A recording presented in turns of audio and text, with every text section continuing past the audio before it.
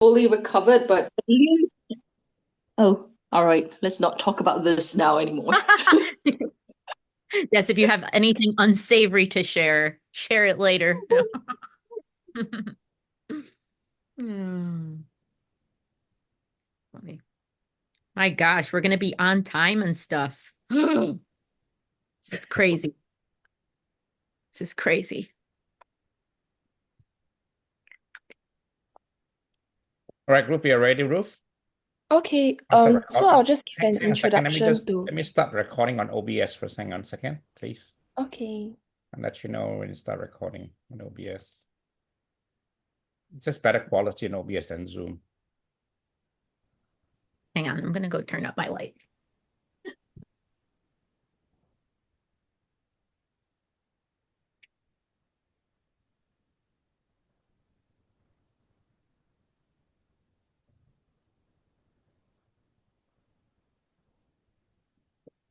There we go.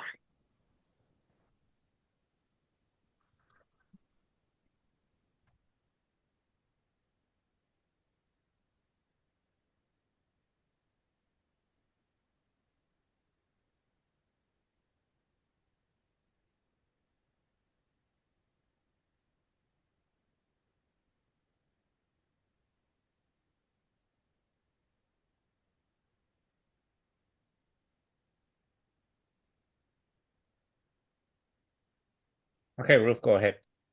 Okay, so hi everyone, thanks for joining. I will be giving a brief introduction to Alex first. So, as Ocean Geographic's science editor for more than a decade, Alex has had the opportunity to report on a vast number of fascinating environmental topics, ranging from deep sea mining and shark conservation to manta ray intelligence and cephalopod skin. Over 100,000 words later at Ocean Geographic, Alex appreciates the gravity of her position as a scientific journalist more each year, and especially since the widespread use of LLM driven AI tools beginning with the release of ChatGPT in 2022. This workshop will give an overview of the process of writing a a science driven article intended for consumption by the general public. Reading long and complex peer-reviewed articles may not be for everyone, but understanding our world certainly is. This quick look at content creation aims to highlight how to make science communications, such as reports and social media posts, more accessible, and Alex hopes you'll be inspired to try your keyboard at it sometime. Follow-up questions and writing sample reviews are welcome. Yep, Thanks, Alex, Thank you, over to Ruth. you. Hi, Alex, go ahead. Okay, hi. Welcome on board. Hey, thanks. We all made it. So yeah, thanks for the intro. As Ruth mentioned, I've been with Ocean Geographic for a while now. It's actually, let's see, going on 12 years this year, which is a bit ridiculous, but yeah, we're all still here. Started off just kind of writing an article here and there, and that eventually turned into this position now, which is my science editor position, which has been great. And it's allowed me the chance to report on so many interesting topics and go a lot of amazing places and learn more than I ever expected I would. And that's always, I think, to me, the most fun part about science writing in general is that you may start off with a topic that you think you know, but once you really delve into it, there's so much more always to learn. And that's one of the things that makes it the most fun and the most rewarding. So I'm going to share my screen. I might go back and forth because we don't really want to be staring at, bland screens most of the time. Not that my face is that much better, but we'll see how we go. So we'll go back and forth. So I'm gonna open this guy up. All right. Science communication for everyone. Because yes, science communication is meant to be for everyone. And I think that's an easy thing to forget, especially as a science person. So just a tiny bit about me before we get back into this. My background is biology. So my undergrad was biology and music. So I also played violin. I still do. It's one of my side gigs. I play violin for weddings and events and things like that. But primarily I was biology pre-med. Then applied to med school, thought maybe I would do that. Got into an MD PhD program, did that for a year. Was thoroughly convinced that I was not meant to have a life indoors. and then decided to try out something a little bit different for a master's degree, still biology, but I did aquatic biology. So it was kind of me coming back to the things that I originally always knew I enjoyed. So I'm from Chicago, so I did not grow up around an ocean or an ocean coast. My only coast was Lake Michigan, so not the prettiest diving. Now, if you like wrecks and stuff, that can be quite good. But as a kid, that certainly wasn't where I got my fish inspiration from. It was actually from the aquarium. So I spent a lot of time going to Chicago's Shedd Aquarium as a kid. And that is really where I kind of fell in love with ocean life. And that kind of inspired me to always want to learn more about them. And eventually was what made me want to get certified as a scuba diver. And I'm so glad I did. Just wish I'd done it sooner. Anyway, it's this is to say that our paths are very frequently a bit more meandering than we would imagine they would be initially. But luckily, I think if you follow what makes you happy, you always get to a place where you're doing something you enjoy. So that's just a bit about my background. Like I said, I've been with Ocean Geographic for over 10 years now. And in that time, I have learned a heck of a lot. So today, at least some of the main goals here are going to be just kind of taking an overview look at the science writing process, talk about writing for clarity and engagement, look into adapting to different platforms and how you can, take one topic and shift it to fit into lots of different facets. And also compare kind of stylistically, long form versus short form, whether we're talking about a blog post versus an actual article versus an Instagram post. These are all, you tackle things a little bit differently for each one of those. And then just also getting inspired, like figuring out what you want to write about. And also sometimes making yourself write about anything that isn't necessarily something you were inspired to write about initially, but finding inspiration in everything you write, because even the most mundane topics can be made exciting when you dig in far enough. So that is kind of what the goal is going to be. I know we don't have loads of time, but it's certainly enough time to skim the surface of a lot of these topics. So, and we are also going to talk a little bit about AI as we get further down the line with this, because it has become a huge part of interacting with the online world in particular, whether it's us reading AI generated content, us creating AI generated content, or us trying to determine whether something is AI generated content or not, and then figuring out what to do with that information. So we'll get to that too. And I've got some visuals for that towards the end. So one of the big things when you start writing anything at all, like whether it's a personal post or a science post or something travel related, it's always about understanding your audience. So of course, if you're just posting personally, these are people that you can have a much more conversational approach to things. But if you want this to be shareable in a lot of different forums and formats, you want to kind of have a general basic way of communicating that everyone can comprehend, but that isn't simplified too much. So that's always this like juggling between simplifying without oversimplifying, because it's been shown time and again in studies of posts that do and don't do well, and the same thing with any science communication in general, is that there seems to be a right point for how simple you should speak and then speaking too simply, because you never want people to feel like you're talking down to them in a post. But the thing is, with scientific topics, frequently you're using really specific terminology that you wouldn't know as a layperson. So it's kind of always walking this balance between, do you use the really technical terms and hopefully not turn too many people off right away? Or do you define a term right away and then use it later? And I tend to usually opt for that, because it's an opportunity for people to learn new words and new terms. So instead of shying away from using them, sometimes the best thing to do is just define them early on, but not in a way that makes people feel stupid, because you never want to turn people off to a topic right off the bat. So simplify without oversimplifying is a big thing in science writing, and it's really easy to overdo it in either direction. Also choosing compelling topics, or choosing to make every topic compelling. So this is kind of a fun thing to consider. So we, of course, tend to always gravitate towards talking about topics that we either know things about already or that we find to be really fascinating. Like for me, I, of course, always am wanting to post things about ocean topics because that's where my interests lie. Or I also happen to be totally obsessed with insects and spiders. So then I'll lean on that pretty heavily. So that just tends to be where my interests are. So of course, that's what I like to talk about. And it's going to naturally come out in a more exciting way because I'm excited about it. But it's really important to learn how to translate that excitement that you may have for a specific topic that you know about into any topic. Because just because you don't know a lot about something doesn't mean that you can't be excited about that thing, or even specifically about the things that you don't know about it. So for example, so I know this kind of falls into the insect category, but still it's not a topic that I would have thought to myself like, oh, I really need to know more about this. So I listen to this podcast sometimes called This Podcast Will Kill You. It's a great title, and it's all about infectious diseases. Like that's the entire thing. And they're, I think, 170 episodes in. So, I mean, these two ladies are really into infectious diseases.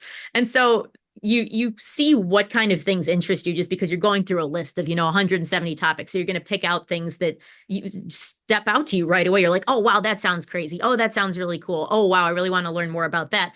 And that's the same way that you write about things too. You choose to listen to things, you choose to write about things that interest you.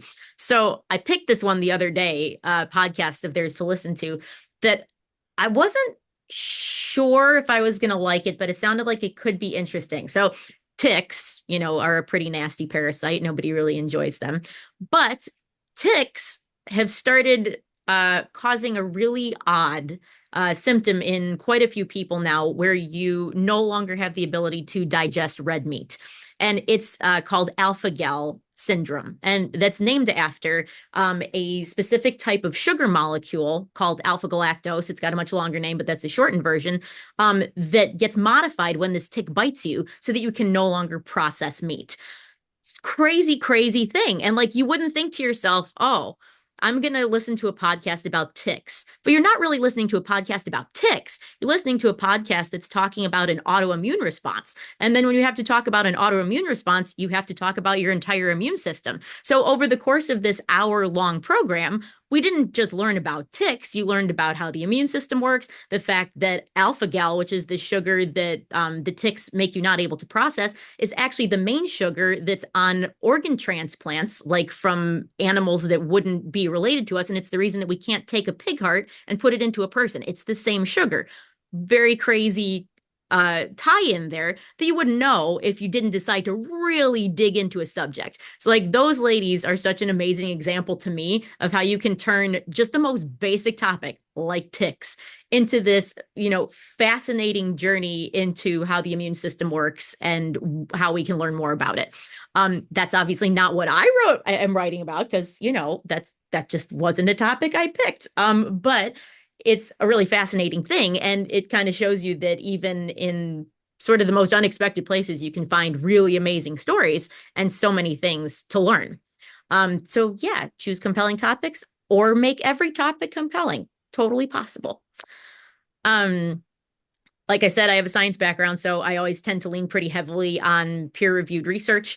That's not to say that I take science papers and then write about them constantly. I don't. Generally, where I wind up finding a lot of my content to write about is from sort of popular stories that are going around and that people may have interest in just generally, like maybe there's a specific climate change topic or maybe a specific travel location. But then if you start actually digging into peer-reviewed journal articles to learn more about the characteristics of, let's say, a place or a specific study that's going on around climate change, you can sort of bolster your viewpoint by leaning on those studies. Like I said, you don't want to overload people with scientific studies because if they wanted to read scientific articles, they would be reading them. But that's just not really a general interest for most people. That said, that doesn't mean that they're not important for us to be able to understand. So I really like being able to take scientific papers, peer-reviewed things, and sort of distill them down to a point where they have really relevant pieces of science that are good for each one of us to know on a regular basis. So there are, it kind of depends what you're looking for, but there are, of course, a lot of peer-reviewed journal articles that wind up behind paywalls.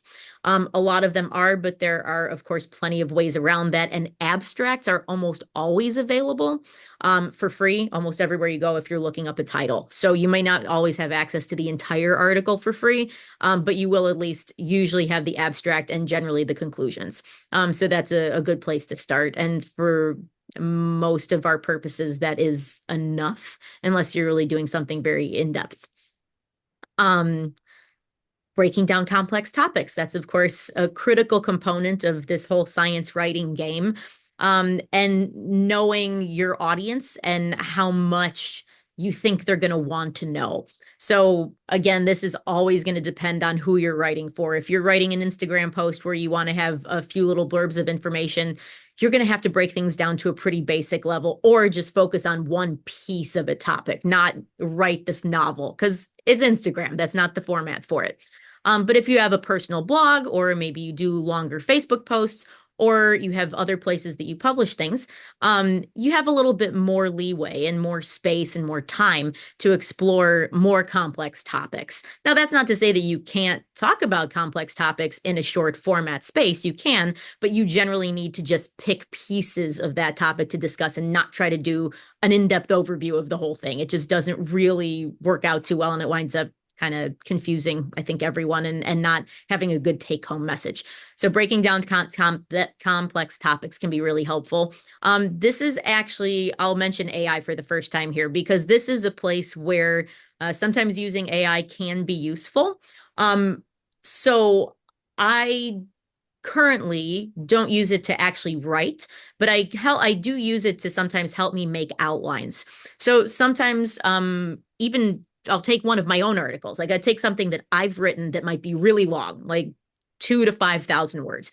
And instead of going over the whole thing myself and picking out the pieces that I think are the most important, it's actually sometimes very telling to put your own writing into an AI program and ask it what it thinks are the most important takeaways from your article. Sometimes it comes back to you with information that you wouldn't have expected, because sometimes the way you've written something is extremely indicative of what you think is important instead of what you actually meant to communicate as the most important pieces of your story.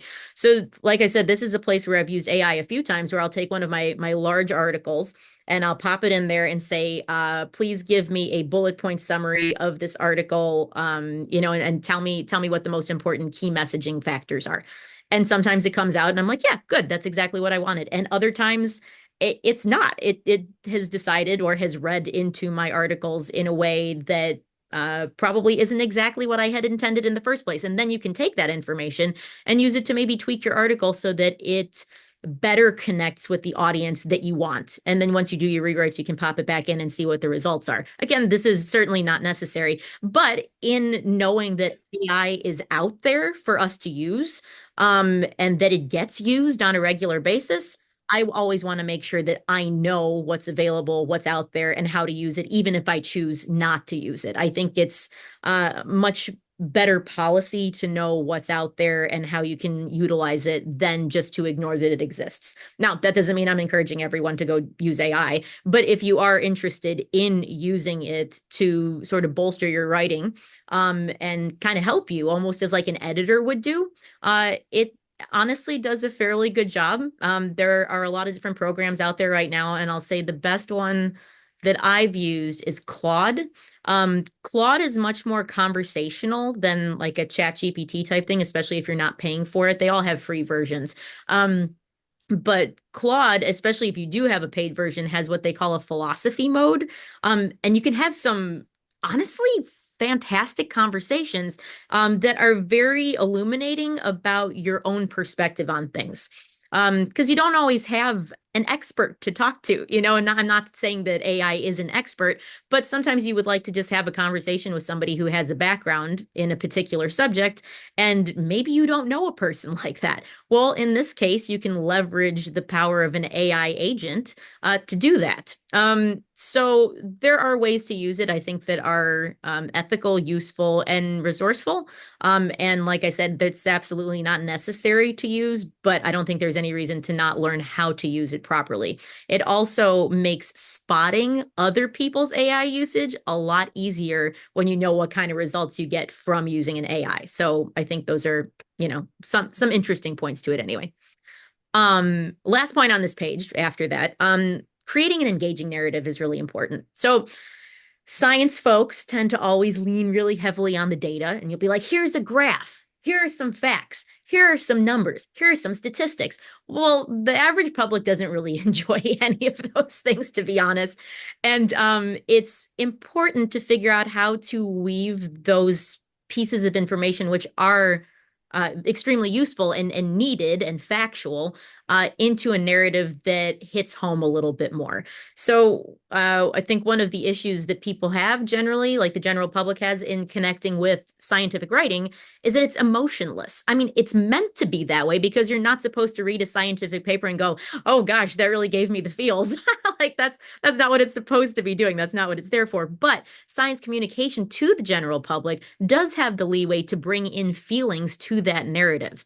So sometimes being able to read into a story, read into data, and pull the human story or the animal story or the human-animal interaction story or the human environment interaction story out of it, and throw in a personal twist if you can, to get people engaged and get people hooked on the actual story. And then you kind of don't realize that you might be learning facts and things along the way, because you're focused on the story being interesting to you.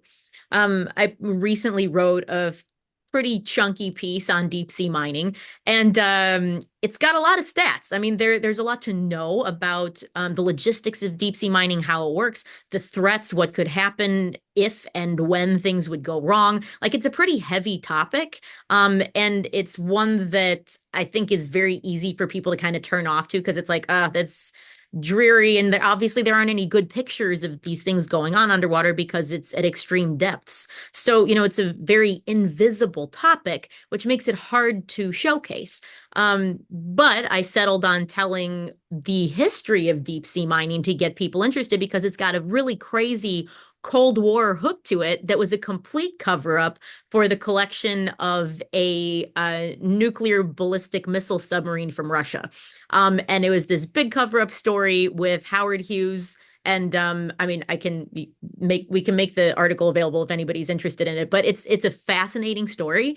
And I think approaching stuff like that from this human interest perspective, and the thing reads like a Tom Clancy novel when you look up the history of deep sea mining. It's just wild. And it's nothing that I knew about until I started looking into it. And Sylvia Earle on one of our trips had just kind of offhandedly said, well, it was a big cover-up story, right? And I was like, no.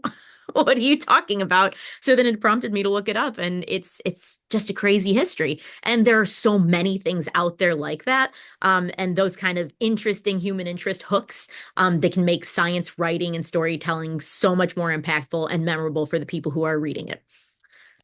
So that's some stuff. Yeah. So I guess we will continue on with writing for clarity and engagement. And I don't necessarily mean engagement in this context is like you're going to get a ton of likes on it. That's kind of always dependent on what your followers, what kind of followers you have and how interactive they are with you generally, your reach, all of that. But I mainly mean like how interested people are in your post, if they're commenting on it, if you're getting people to remember the things that you're writing about. That's kind of what I mean by engagement, is are people interested and are they remembering what you're saying? So writing for clarity and engagement. If we're talking about a full-on article, like something that's, let's say, 1,000 words, you want to make sure that it has some kind of basic structure and not just like a train of thought, narrative that just comes out of your head.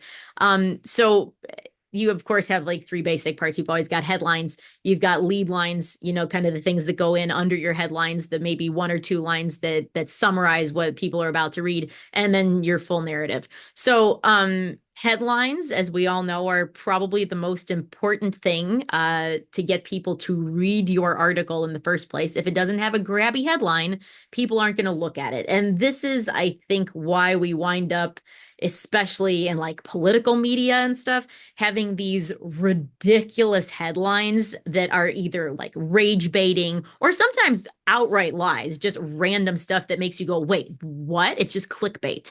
And I think it's a fine line between crafting a headline that's going to grab attention because it's interesting versus grabbing you because it is inducing rage. And as science writing goes, you certainly don't want the latter, but it does also need to grab people. An example of something that makes me kind of crazy in titles, sometimes in headlines, are the way that people talk about sharks. It's such a clear example of how you shouldn't be addressing a topic. And this isn't even like the clickbaity stuff that you'll find in, like a tabloid. This is sometimes actual science journalism, and there will be all kinds of what I consider to be fairly inappropriate terminology or just ways of talking about sharks that immediately latch onto your fear or the emotional response of like, ooh, predator bad, like man-eating shark or vicious or shark infested waters. It's like the waters aren't infested with sharks. They live there. Like we don't say human infested suburbs. I mean, I suppose we could, but that doesn't really elicit a very nice image. And this is so frequently a tactic employed when talking about predators in general, like predatory animals. They get described in these really like terms that are quite negative and that actively portray them in a negative light, and demonize them before you even get into the story. One of the people who I love listening to talk about this exact topic is Christina Zenato. She's a shark whisperer, I suppose, who operates out of Grand Bahama, out of the Bahamas. And she's been diving there with sharks for almost 30 years, I think. And she goes and removes hooks from sharks' mouths. I think somebody's not on mute. Can we mute? Maybe. Okay. Anyway, so Christina dives with the sharks every single day, and she's got an entire box of hooks that she's removed from sharks' mouths. And it's a really amazing part of her story. And she always talks about how difficult it is for her to every single day have these same conversations with people who are like, but sharks are bad. And she's like, but sharks are not bad. You have like gotten so used to hearing this narrative constantly that they're predators, they're bad, they're out to get you, they're violent, they're vicious, they're mindless. And it's constantly put into our heads that this is the case. We need to try to avoid those things whenever possible in our writing. And I mean, I'm not saying that anyone here would ever think of describing sharks that way. But it's an easy trap to fall into when you're trying to craft a headline, to find something that really grabs people, but we need to do it without scaring them or angering them into clicking on it. So that's my 2 cents on headlines. Leads, like your intro line or two, that's going to be the first thing that's underneath your headline. Also needs to be grabby, but it's a summary line, so it needs to be 1 or 2 lines of summary that are going to right off the bat tell people what they're about to learn. But if you can, leave the tiniest bit of mystery in there if at all possible, because if they know what they're going to learn completely within those first 2 lines, there's not a lot of reason to keep reading. So you need to give enough information to give them an idea of what they're about to read, but without giving them the full-on conclusion. because that's what your whole narrative is for. Nothing has to be long. I mean, you can call a narrative anything from, 200 words to 2,000 words to more. But in general, if we're talking about writing blogs or writing short articles, which is kind of what we're focused on here, we're talking about something that's less than 2,000 words. Like 2,000 words, I think, would kind of be your max for the kind of writing that I'm talking about right now. Obviously, this can all be translated to much larger pieces, but it's just a lot more involved of a process if you're going to write a 5,000 word article. There's a lot more to look into. But in general, these are the only things that you really need to craft when you're working on something. You need headlines, leads, and a solid narrative. Now, of course, this whole business of science writing is about making science more accessible to people.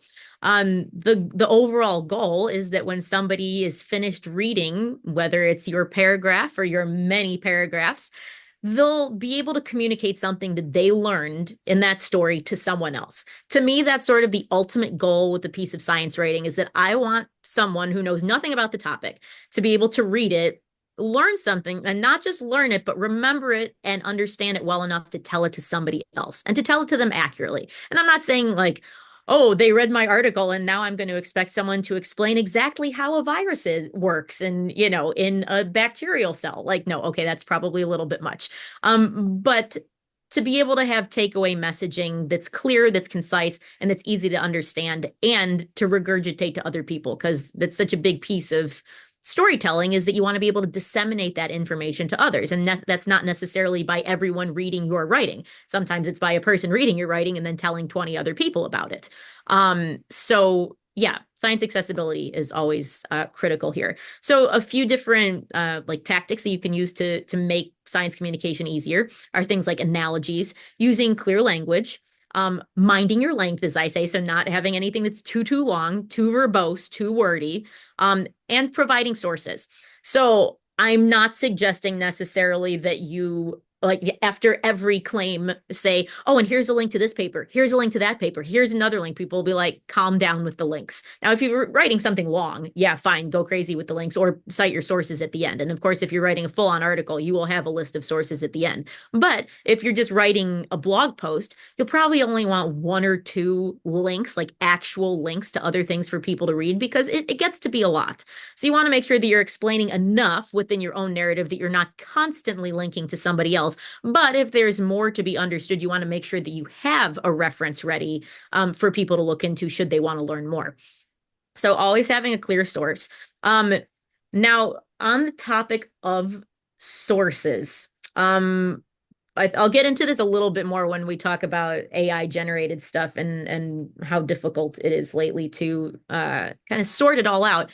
But I can't stress enough how important it is to check your sources before you post them. So it's really easy to look up information about a topic. You find a bunch of source material. You might click on it real quick and be like, oh, yeah, you'll skim it. And you go, oh, yeah, that's right. It talks about the topic that I'm referencing, like maybe melting glaciers. Okay, fine. Here's an article about glacial melt. Great. You link it. You have to be really, really mindful about what is out there, because I cannot tell you how many times I have clicked on other people's posts, gone to the exact paper that they're citing, and discovered that the conclusion that they came to was not what was in the source material. So I don't know if that's accidental. I don't know if it's just not taking enough time to read all the way through the paper.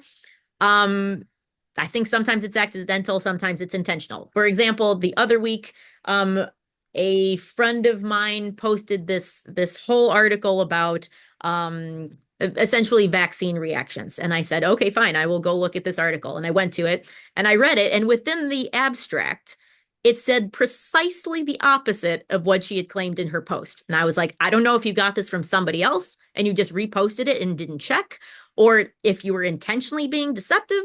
Whatever it was, I can't stress enough how important it is to make sure that your source materials are accurate, and that what you're linking to is what you mean to be linking to. Like I said, sometimes it's accidental, but it really can kill an article and can kill a post if a source isn't matching what you've said.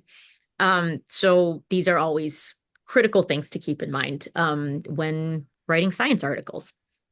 So moving on, adapting for different platforms. So there are plenty of options out there, obviously, but most of the time you're looking at magazine articles. You're looking at blogs, which are going to be, of course, online, and then social media. So those are sort of your three main formats that you're generally going to be doing, public science communication for. Magazine articles, of course, are going to be your longest. So they're going to give you the most leeway with covering a topic a bit more in depth. Your blogs, I mean, you could write an incredibly long blog, but in general, I think most of us are expecting blogs to be 1,000 words or less. That's kind of where the comfort level for quick blog reading is. Approximately 500 pages or 500 words are on a page. So we're talking, like 2 pages of writing is probably what I would consider to be like a regular blog, somewhere between a page or two. And I mean like a Word doc page. So yeah, that's blogs. Social media, of course, most social media has limits. If we're talking about Twitter, the limits are much more stringent. Or X, sorry. And I'm not sure about something like Blue Sky. I'm not on there. I'm not sure what their character limit is. But like Instagram has a character limit as well. It's a little bit more lenient, and I know you can post probably a couple paragraphs, but if you want to post more, you can always post more in your own comments section. But in general, I don't think most people read that. So like if it doesn't fit into your basic post, I think it's kind of not going to get read. So just knowing what your platform is and writing for the length of your platform, not picking a topic that's going to be impossible to fit into the constraints of what you're talking about. And I mean, even the clearest of communication won't be able to cover a really in-depth topic, right? So it's just a matter of picking what is going to be the best information to disseminate on the platform that you choose. So yeah, we've got magazines, blogs, social media. Then if we're talking about magazines, magazine articles, you've kind of got short form versus long form science communication. So this isn't just a length difference, but it's also like a level of it's like a difference in how in depth you choose to go on something. So short form stuff is generally less than 2,000 words. That's still considered short form. It can generally be read in 10 minutes or less. Like that's short form. Anything longer than that falls more into the long form science communication bucket.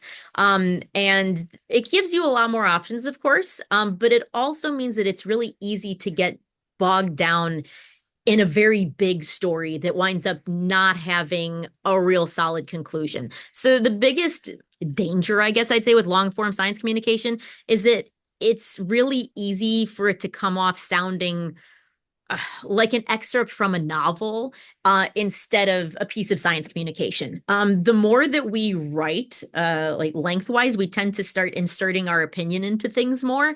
And whenever I have, if it's not an opinion piece and I'm feeling the need to start expressing my own opinion in it, I try to rein that in and instead find somebody else's opinion to quote instead. So instead of sitting there and thinking, well, this is what I think about this topic, so I'm going to write it. You think that, but then go online and look up key search terms and figure out, are other people of your same thinking persuasion saying the same things, or are they saying different things? And should I be including all of those things in what I'm saying? Are you even considering opposing viewpoints? And then there's always the issue of, is it an opinion piece or is it not an opinion piece? You can write science communication pieces that are opinion pieces, or you can not write them that way. It's sort of your choice. And part of it is going to depend on who your audience is, of course, because it's always about who your audience is. But you want to have that in mind when you start writing. You don't want to start off just without much of a plan and just let it go wherever it wants to go. Because in general, that usually bounces back to opinion pieces. And again, there's nothing wrong with opinion pieces, but if that's not what it's meant to be, then you want to keep your opinion out of it. So those are just some things that come up when you're working on more long form science communication. Avoiding misinformation. That's a big one. And it's not as easy as you would think. And it's getting harder and harder because of how much AI generated content there is out there. So avoiding misinformation, it's not like it ever hasn't been important, but now it's just so rampant that you have to sort of work double time to make sure that you're not quoting anything that isn't correct. If you've ever used an AI tool or read about them, one of the big complaints is that AI does this thing called hallucinating. It has hallucinations where AI will sometimes just completely make up an answer to something if it doesn't know it. This has happened with citing sources as well. I read an article recently about a court case where the lawyer had obviously used AI to kind of help them write this thing and referenced a previous court case that did not even exist because they basically copied and pasted what the AI had told them to reference as a court case. But when it came down to it, the AI had just made up a court case. So that's a hallucination. And that is not something that you would ever want to be reposting, especially as your own content. So you really have to be careful about avoiding misinformation. Check your sources, check them, and check them again. You can't be too fastidious about that. And sometimes it's good to look up the same topic on multiple different search engines, read multiple different articles to kind of confirm or not confirm what you've read already. Just making sure that you've done your due diligence to ensure that the information that you are putting out there is accurate, because accuracy is critical, especially in times like these where there is so much mis and disinformation out there on every front that it's almost impossible to avoid. And so much of it is intentionally built to make you feel stuff, right? And that's where we go back to the headline writing. If you make people feel stuff, they'll click on it. But if you are a science communicator, you don't want them to be angry about what you're clicking on. You want them to be curious. So you have to be careful about how you craft these things. And so, yeah, avoiding misinformation is a huge piece of writing these days. I think it always has been, but even more so now, just because there's so much of it out there. And then images. Are you using images?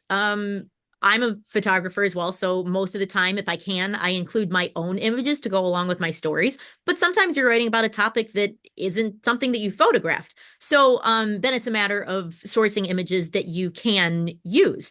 Now, it's always kind of funny to me because you go on the internet and you search for images, right? You're just like, I don't know, black bears in Yellowstone.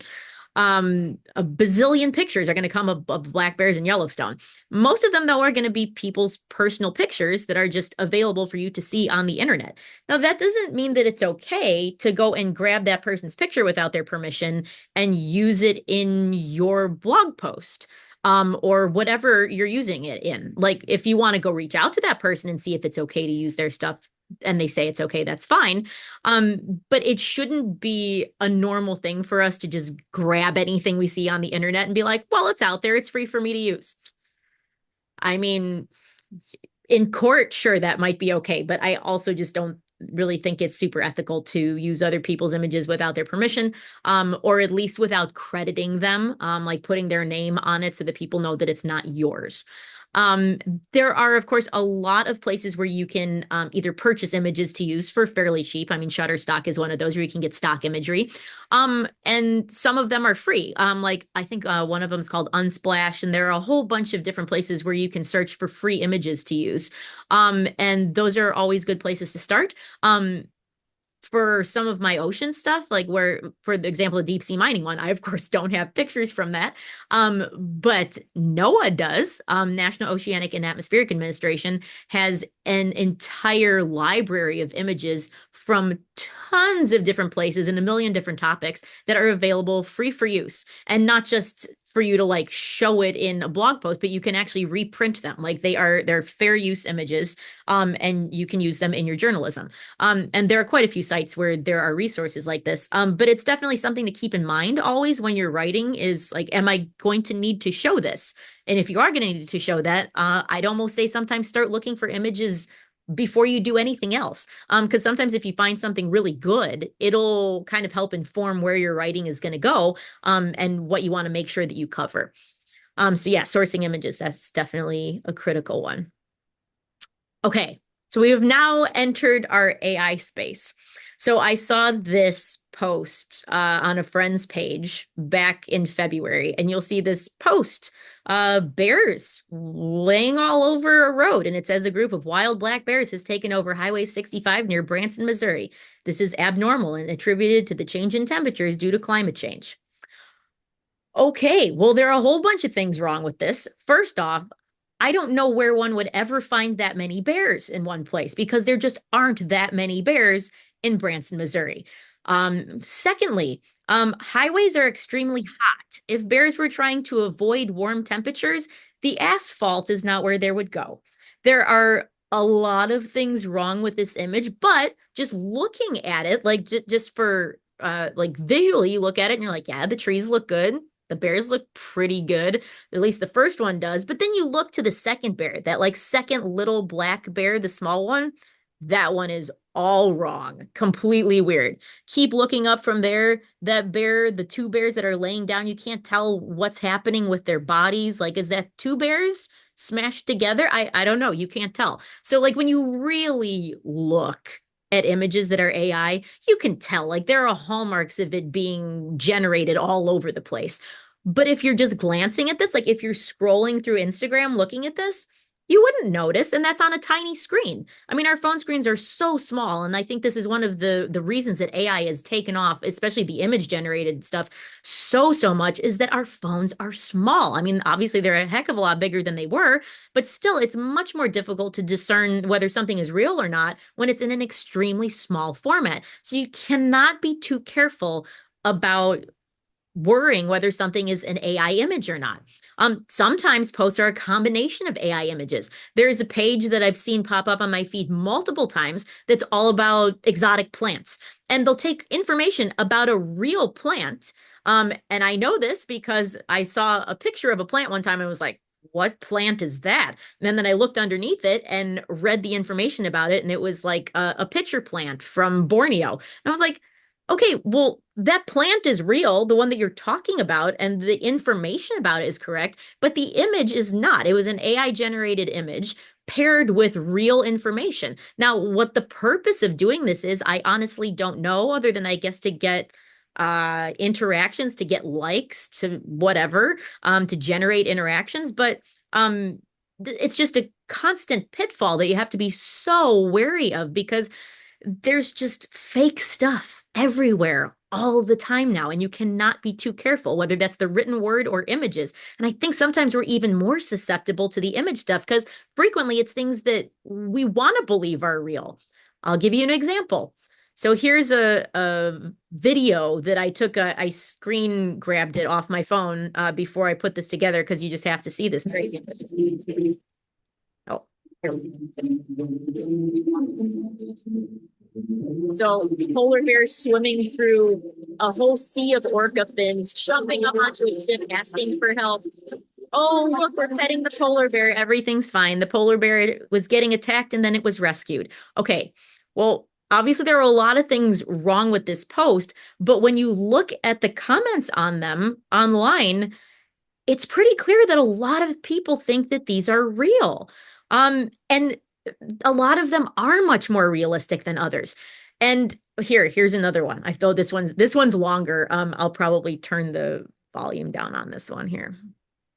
So I've seen this one multiple times now, posted by probably 5 or 6 different handles. And it's always like different text, a different song, but it's the same AI generated image of this giant squid, which it's not a squid anyway. I mean, this is an octopus-like creature, not a squid, but they're not this size. Obviously, it wouldn't come to a boat to ask for help. Like, cephalopods don't do that kind of stuff. But is it nice to think that maybe there's this lovely interaction happening between a giant octopus and humans who suddenly are like, oh, let's clean it up and care for it? Yeah, that's a really feel-good little video. It makes you go, oh, that's so nice. Yeah, that's so nice, but it is so not true. And there's no reason to post things that are wrong, that are inaccurate, and then posting follow for daily rescue videos. 1.3 million views, 13.7 thousand comments, 10,000 shares. I mean, that's a lot of interaction on a fake post. Now, the vast majority of those are going to be people sharing like people did with me, going, "Oh my God, can you believe that people think this is real?" Yeah, actually, I can believe that because we're surrounded by fake imagery all the time. And we've been primed for this stuff for a long time because this isn't just all of a sudden there are fake videos out there and we just believe everything we see. No, we've been shown tweaked and tailored and edited and perfected images year after year after year. And whether we're talking about images that are made to be absolutely flawless in nature, that are maybe combining 15 different images, so you think, wow, that's an incredible depth of field. Yeah, well, it's focus stacking. I mean, that doesn't mean that it's an incorrect image, but it's not what you see. Whether it's something like that or like beauty standards that we've come to expect, where people just are airbrushed and photoshopped till they don't have a pore left on their face. And this is what we think we're supposed to look like. And then you see this stuff and you no longer see it as abnormal. You see someone who's completely perfect and, well, that's normal. That's what people look like online. Well, maybe that's an AI person now. Maybe that's not a real person, but we've already been conditioned to not see the difference between fake and real anymore. And this is why I think we're so susceptible, like overall people are so susceptible to this type of thing, and there's no shame in it. And I guess this is what I want the take home message on this AI image generation to be, is that don't ever look at something and get called out on it and then be like, oh wow, that was really stupid. It's not stupid. Like, this stuff is made to look as good as it possibly can, and every year it's going to get better and better and better, and you never know what it's going to get used for. And the reason I always caution against this so much is because you don't want to be the one reposting it. Like, it's one thing to look at it and not catch it right away. There are plenty of things that I've seen that I've watched 2-3 times before I actually realize, like, no, this isn't a real video. And it's so easy to want to share that stuff because it's always this kind of thing, like, oh, it's either a feel-good story or it's shocking or it's extra beautiful and you want to share it with people. Be really careful about not sharing things that aren't real. There's so much wonderful, real nature content out there that needs to be elevated and shared whenever possible, that we just can't afford to be showing the fake garbage, around every corner. And it's there. It's always there. We just need to be really diligent about not sharing that kind of stuff because it's not helpful for anybody. I'm going to end on just kind of like a quick comparison of a way to do a post that has the same information in it, but is approached a little bit differently. So today was World Water Day, and the theme this year is protecting glaciers. So I went over to the UN and the UNESCO website and pulled some information and kind of rewrote it off their website. So initially I was going to post you always want to post a graph. You're like, here's a graph. Look at this graph. It's got all the data. Well, great. Most of the time, nobody's even going to look at that graph, or they'll look at it and be like, yeah, some squiggly lines. There's a decline. Okay, yeah, great. There's less ice. Yeah, true. That's generally the takeaway here. But there's a lot more to look at. And again, most of the time, people are going to be looking at things on a little phone screen. This doesn't translate on a little phone screen. That writing is going to be absolutely minuscule on a phone screen. So any of the good information that's in it is going to be completely lost. So I was like, no, we're not going to post that. So instead, I took this text. I don't have to read through it, but it'll be easy. So the text that I started with was this. Around the world, nearly 2 billion people rely on water from glaciers, snowmelt, and mountain runoff for drinking, agriculture, and energy production. As our planet gets warmer, the frozen parts of our world continue shrinking, making the water cycle more unpredictable and resulting in major changes in meltwater flows that cause floods, droughts, landslides, sea level rise, and damage to ecosystems. Since 2000, glaciers have lost about 5% of their ice globally, and if we are to preserve even 2/3 of our remaining glaciers, global warming must be limited to 1.5 degrees C through the reduction of carbon emissions. Addressing the impacts of a melting cryosphere is a global imperative, requiring international cooperation, research, and robust climate action to protect vulnerable regions. So that's where I started. And it was like, this needs to be a little bit, I don't know, more accessible. It needs a personal touch, right? So I went back to pictures that I have from 2015. I thought to myself, what's a glacier that I really remember seeing and like that had an impact? Well, for me, that was this one. This is the 14th of July glacier. We saw this on our 2015 Arctic expedition. It was an Arctic climate expedition. And so I kept that information from the last post, but instead started it off with my personal observation, which is today's World Water Day. And this year's theme is glacier preservation. I've been lucky enough to see glaciers in a variety of places, but the most memorable one was the glacier pictured here in northwestern Spitsbergen on an Ocean Geographic expedition where we carried the Explorers Club flag number 101. And then talk a little bit about the 14th of July glacier and where the name comes from and where we were, because it puts it in context. It gives you an idea of where in the world you are, why in the world you were there. It links you to Ocean Geographic. So then you think, oh, well, what are they? It links to the Explorers Club and you think, oh, what's that? And you go, oh, what's an Explorers Club flag? So it's got all this other stuff in it that makes the post more engaging. And then closing it out, instead of with, oh yeah, we need to limit rise, I say, check out what the UN and UNESCO are doing to combat these issues and see if there's a way to get involved. And then hashtag World Water Day. So I like to try to end stuff always with like a call to action or something positive, because you don't just want to say a bunch of negative stuff and then just leave it and be like, yeah, well, there's that. Do with that what you will. Like you always want to have a better ending to things. At least that's where I always try to go with posts. So yeah, that's, I think, covers just about everything that I wanted to. Yeah, if you are a writer, if you're interested in writing, the best way to start is just start. Think of something that inspires you. Think about something that you want to inspire others with, a message that you want to communicate, and just start digging in. I mean, there is so much information out there. But keep in mind, all information is not good information. Information is not necessarily truth. So always be careful about that.